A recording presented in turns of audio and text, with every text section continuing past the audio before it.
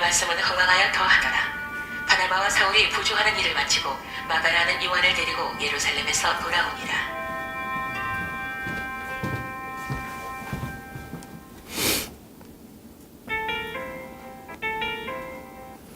네, 오늘 고린도전서 10장 1절에서 13절 말씀인데요. 먼저 1절에서 4절 말씀은 이스라엘 백성과 고린도 성도들에 대해서 이야기하고 있는데요. 은혜 받은 자에 대해서 이야기하고 있습니다. 은혜 받은 자 1절에서 4절 말씀. 형제들아, 나는 너희가 알지 못하기를 원하지 아니하노니 알기를 원한다는 거죠. 우리 조상들이 구약의 이스라엘 백성들을 말하는 것입니다. 다 구름 아래 있고 바다 가운데 계시면 구름 아래 있다라는 것은 하나님의 임재, 불기둥과 구름 기둥으로 하나님이 인도했던 그 사실을 말하고, 바다 가운데는 바로 출애굽 홍해를 가르며 건넜던 것을 말하고 있습니다. 2절에 보니까 모세에게 속해서 구름과 바다에서 세례를 받고, 마치 이 고린도 교회가 세례를 받은 것처럼, 세례받은 자는 누굽니까? 예수 그리스도를 영접한 자들, 구원받은 자들이 받는 그런 외적인 의식이죠. 그러니까 세례를 받은 것처럼 이스라엘 백성들도 구름과 바다를 지나서 이렇게 마치 출애굽한 것처럼, 구원받은 것처럼, 자, 그렇게 해서 구원받아서 3절에 보니까 신령한 음식을 먹으며, 이 광야에서 신령한 음식은 이제 만나였지 않습니까? 또 4절에 오면 신령한 음료를 마셨다. 이 신령한 음료, 물, 모세가 바위를 쳐서 난 물이 기억날 수가 있는데, 3절, 4절에 신령한 음식, 신령한 물, 이것은 마치 또 성찬식을 연상하게 합니다. 이 고린도 교회 성도들에게는 성찬식을, 이 구원받은 자들이 주님의 성찬에 참여하는, 그래서 4절에 보니까 이는 그들을 따르는 신령한 반석으로부터 마셨으니 그 반석은 곧 그리스도라. 그러니까 그리스도를 통한 구원을 지금 설명하고 있습니다. 이 출애굽했고 하나님의 임재 가운데 있었고 그들이 만나를 먹고 구원받았지만, 이 모든 것들은 예수 그리스도의 십자가를 예표했던 것들이죠. 그들도 예수 그리스도를 통해서 구원을 받는 것입니다. 마치 이 성찬에 참여하고 세례를 받은 우리 성도들, 고린도 교회 성도들처럼. 자, 그래서 1절에서 4절, 이 4절 특별히 그 반석은 곧 그리스도라 이렇게 말한 것은 이스라엘 백성들이 하나님의 은혜 아래에 있었다라는 거예요. 하나님의 은혜 아래에 있었고, 이 고린도 교회 성도들도 구원받고 세례받고 이 모든 것들이 하나님의 은혜 가운데 있던 자들이다, 은혜 가운데 있는 것들임을 상기시켜 주고 있는 것입니다. 그런데 이제 5절부터 보면 하나님을 기쁘시게 하지 않는 삶에 대해서 쭉 이야기하고 있습니다. 5절에 보니까 그들의 다수를 하나님이 기뻐하지 아니하셨으므로 그들이 광야에서 멸망을 받았다. 하나님의 은혜를 체험했어요. 그런데 결론은 하나님 앞에 기뻐하는 삶을 살지 못함으로 인해서 멸망을 받은 것에 대해서 이야기하고 있는데, 그 이유를 구체적으로 설명을 하고 있습니다. 6절에 보니까 악을 즐겨 한 것 같이 이스라엘 백성들이 하나님의 뜻에 반한 생활들을 했다라는 것이죠. 그러니까 너희들도 즐겨하는 자가 되지 않게 하려 함이라. 이 6절에 보니까 본복이라는 단어가 나오죠. 본복이 본을 보여서 그러한 삶을 살지 않도록, 멸망하지 않도록 이렇게 본보기의 삶을, 본보기 되는 여러 가지를 이제 언급하고 있는데, 7절에 보니까 우상 숭배가 나옵니다. 그들 가운데 어떤 사람같이 너희는 우상 숭배하는 자가 되지 말라.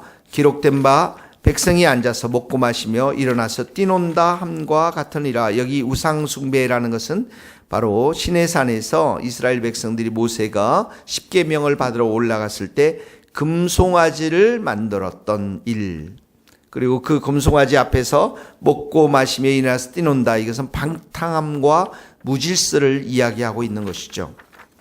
고린도 교회 성도들도 이방 신전에 가서 우상의 제물을 먹지 않았습니까? 그것을 언급하고 있는 것입니다. 8절에 보면 음행을 말하고 있습니다. 그들 중에 어떤 사람이 음행하다가 하루에 23,000명이 죽었나니 우리는 그들과 같이 음행하지 마라. 음행이 나오죠. 음행. 바로 모압 여자와 음행을 했던 것을 이야기하고 있습니다. 모압, 시딤에서 모압 여자들과 음행했던 것들. 고린도 교회 성도들 안에도 음행의 문제가 있었죠. 9절에도 보면 주를 시험하다가 뱀에게 멸망하였느니 우리도 그들과 같이 시험하지 말자. 하나님을 시험한 사건이 납니다. 불뱀에 물렸죠. 광야에 먹고 마실 것이 없다고 불평하고, 그리고 만나도 싫다고, 그리고 만나를 거부하고 음식을 거부하면서 하나님을 시험했던 사건이 나옵니다. 주님의 인내하심을 시험했던 것이죠. 다시 말하면 가나안 땅으로 인도하시겠다고 하는 하나님의 그 약속을 믿지 않았다라는 것입니다. 고린도 교회 성도들도 우상의 제사에 참여함으로 인해서 주님의 인내를 시험했던 것이죠. 우리도 그들과 같이 시험하지 말자. 10절에 보니까 원망이 나옵니다. 원망.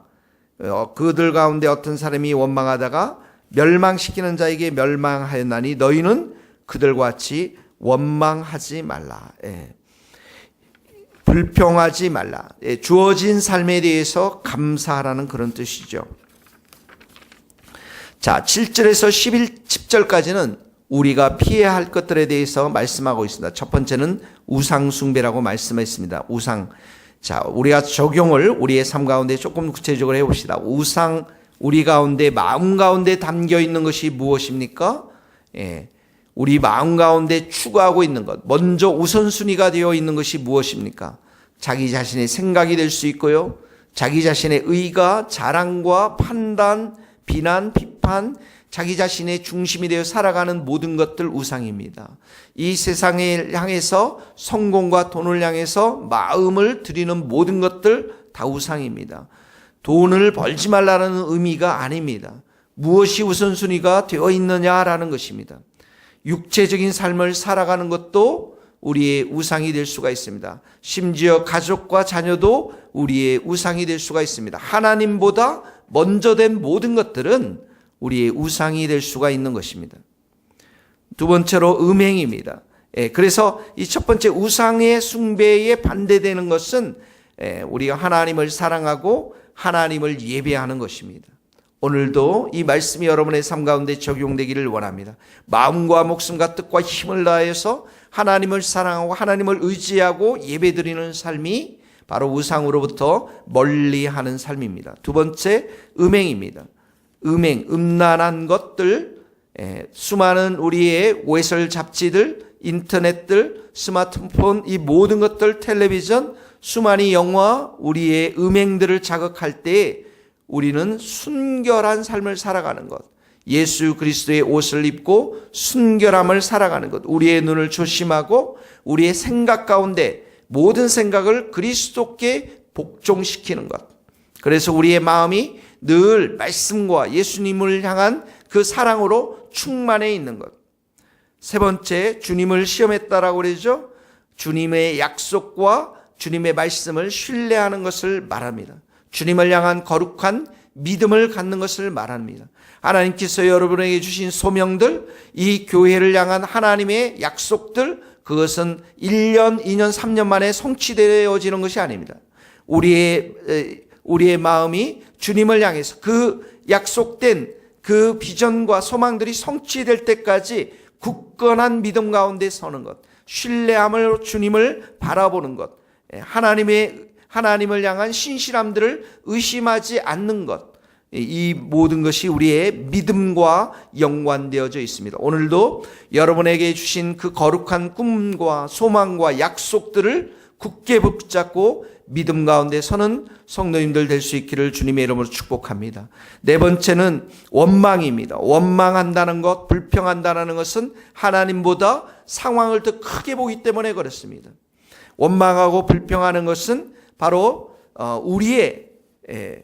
하나님께서 하나님보다는 우리의 부패한 본성을 따라 살아가기 때문에 그렇습니다.